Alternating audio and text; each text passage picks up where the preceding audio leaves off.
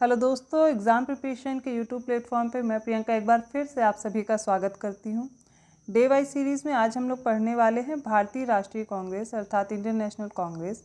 ये day wise series UPPSC के किसी भी एग्ज़ाम की अगर आप प्रिपरेशन कर रहे हैं उन सभी के लिए अत्यंत महत्वपूर्ण है। जैसा कि आर.ओ. 2023 की एग्ज़ाम डेट क्लियर की जा चुकी है।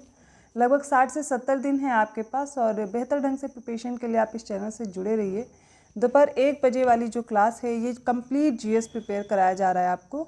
इसके साथ साथ अगर आप पीसीएस 2024 को टारगेट कर रहे हैं या फिर अपर निजी सचिव का एग्ज़ाम देने वाले हैं तो इन सभी के लिए ये क्लास अत्यंत महत्वपूर्ण है। इसके साथ साथ आपको रात को 9 बजे वाली क्लास करनी है जो कि प्रीवियस ईयर क्वेश्चन सीरीज चल रही है।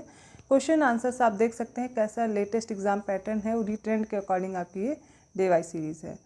तो चलिए स्टार्ट करते हैं। सबसे पहले हम लोग पढ़ेंगे भारतीय राष्ट्रीय कांग्रेस की स्थापना के बारे में, फिर सारे अधिवेशन देखेंगे। हम वही चीज़ें कवर करेंगे जहाँ से प्रश्न पूछे जा रहे हैं।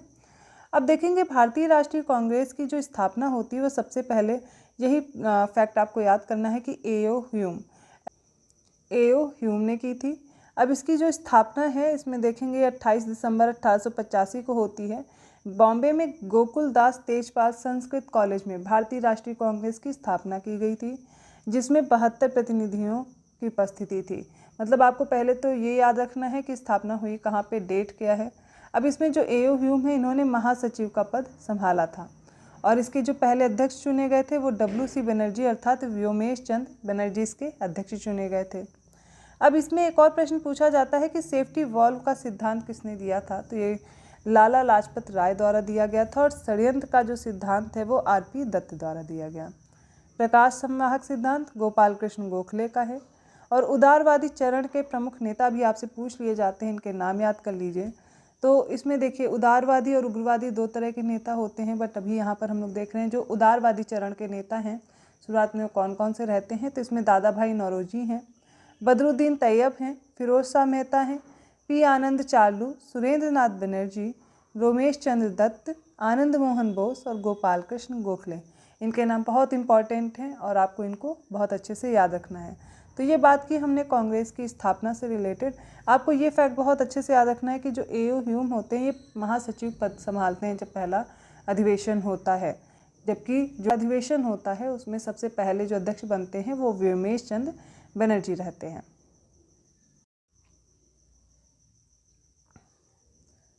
चलिए अब भारतीय राष्ट्रीय कांग्रेस के अधिवेशन के बारे में पढ़ेंगे। जो भी इम्पॉर्टेंट अधिवेशन है वो मैं आपको बताती चलूँगी। इसके साथ साथ आपको स्थान, वर्ष और उसके साथ साथ कौन अध्यक्ष रहा ये बहुत इंपॉर्टेंट है, आपको याद रखना है। उससे रिलेटेड जो और तथ्य होंगे वो आपको बताए जाएंगे। तो सबसे पहला अधिवेशन आपको याद रखना है बम्बई में हुआ 1885 में, जिसकी बात मैं कर चुकी हूँ। व्योमेश चंद्र बनर्जी इसके अध्यक्ष रहते हैं और ये जो पहला अधिवेशन होता है इसमें 72 प्रतिनिधि शामिल होते हैं। दूसरा ठीक 1 साल बाद 1886 में कलकत्ता में होता है। यहाँ पर दादा भाई नौरोजी इसके अधिवेशन के प्रथम अध्यक्ष रहते हैं। तो पहला अधिवेशन बम्बई, दूसरा होगा कलकत्ता में, तीसरा याद रखिए मद्रास में होता है जिसमें बदरुद्दीन तैयब जी इसके अध्यक्ष बनते हैं। ये पहले मुस्लिम अध्यक्ष होते हैं और बहुत बार पूछा गया प्रश्न है कि बदरुद्दीन तैयब जी, मतलब ये पूछा जाता है कि पहले मुस्लिम अध्यक्ष कौन रहे थे कांग्रेस के, तो तीसरा अधिवेशन होता है मद्रास का, उसमें रहते हैं। और जो ये तीसरा अधिवेशन होता है इसमें 607 प्रतिनिधि होते हैं जिन्होंने भाग लिया होता है। और इसी सम्मेलन में पहली बार कांग्रेस के कार्य संचालन का भार प्रतिनिधियों की एक कमेटी के हाथ में दिया जाता है और यही जो कमेटी आगे चलकर विषय निर्धारणी समिति कहलाती है। अब अगला है चौथा अधिवेशन, ये इलाहाबाद में होता है 1888 में। जॉर्ज यूल होते हैं अध्यक्ष जो कि यूरोपीय होते हैं। भारतीय राष्ट्रीय कांग्रेस के प्रथम निर्वाचित यूरोपीय अध्यक्ष जॉर्ज यूले रहते हैं।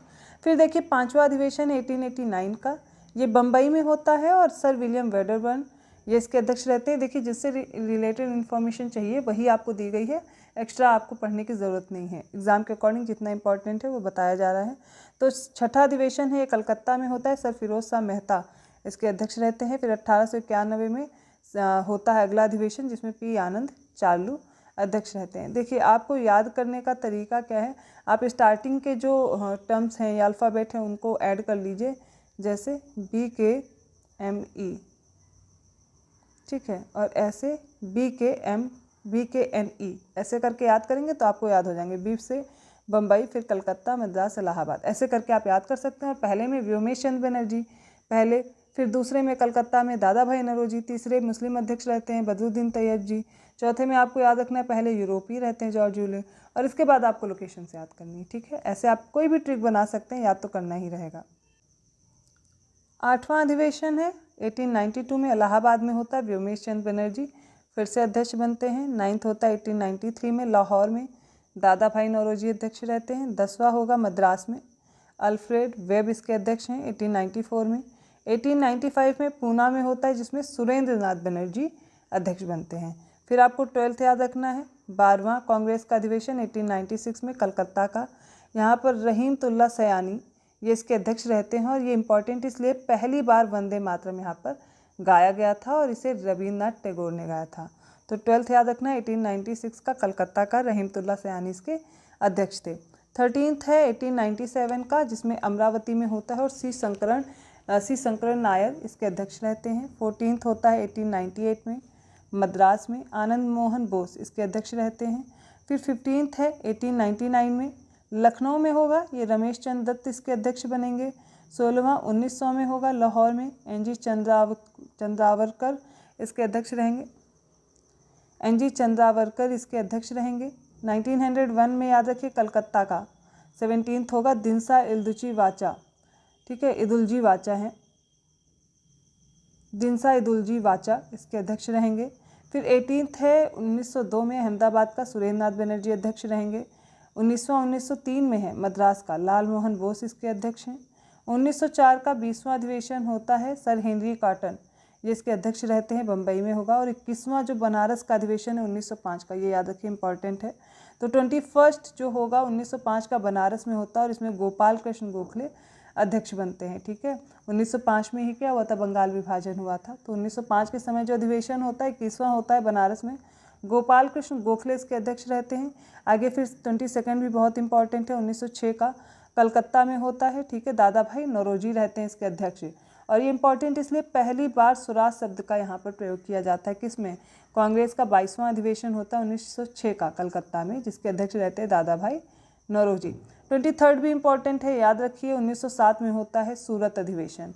यहाँ पर जो अध्यक्ष रहते हैं डॉक्टर रास बिहारी बोस। और यहाँ पर क्या होता है, कांग्रेस का जो नरम दल होता है और गरम दल होता है, ये दोनों में विभाजन हो जाता है। कब, 1907 में होता है सूरत का अधिवेशन। अध्यक्ष भी बहुत बार पूछे गए हैं, रास बिहारी बोस याद रखना है। अगला अधिवेशन 24वां होता है 1908 में मद्रास में, रास बिहारी बोस फिर से अध्यक्ष बनते हैं और यहाँ पर कांग्रेस संविधान का निर्माण करती है। यहाँ तक आपने याद किया। 25 है 1909 का लाहौर का, पंडित मदन मोहन मालवीय इसके अध्यक्ष रहते हैं। 1909 में ही पार्लियामेंट सुधार आया था। ठीक है, तो 25वां 1909 लाहौर का अधिवेशन है, पंडित मदन मोहन मालवीय इसके अध्यक्ष हैं। 26वां 1910 में होगा इलाहाबाद में और विलियम वेडरबर्न इसके अध्यक्ष बनेंगे। चलिए अब पढ़ेंगे 27वां अधिवेशन 1911 का, कलकत्ता में होता है और पंडित बिशन नारायण धर इसके अध्यक्ष बनेंगे। पहली बार जन गण मन यहीं पर गाया गया था और 1911 में ही कलकत्ता से दिल्ली राजधानी ट्रांसफ़र की गई थी, तो ये भी आपको याद रखना है। 28वां अधिवेशन याद रखिए 1912 का बांकीपुर में होता है और RN माधोलकर इसके अध्यक्ष रहेंगे, ये भी इम्पॉर्टेंट है। इसमें A.O. ह्यूम को कांग्रेस का पिता बोला जाता है। 29वां कराची में होगा 1913 का और इसके अध्यक्ष बनेंगे नवाब सैयद मोहम्मद बहादुर। और यहाँ पर देखिए 30वां अधिवेशन होगा मद्रास का 1914 में, भूपेंद्र नाथ बसु इसके अध्यक्ष रहेंगे। 31वां इंपॉर्टेंट है 1915 का बम्बई में, यहाँ पर सर सत्येंद्र प्रसन्न सिन्हा इसके अध्यक्ष हैं और लॉर्ड विलिंगटन ने कांग्रेस के 31वें अधिवेशन में भाग लिया था और इस दौरान वह बम्बई का गवर्नर था, ये इंपॉर्टेंट है। नेक्स्ट 32nd याद रखना 1916 का, मोस्ट इंपॉर्टेंट है, लखनऊ का, अंबिका चरण मजूमदार इसके अध्यक्ष रहेंगे। अब होगा क्या, देखिए 1907 में नरम दल और गरम दल में विभाजन हो गया था। ठीक है, और उसी समय आप याद करेंगे कि मुस्लिम लीग 1906 में बनी थी।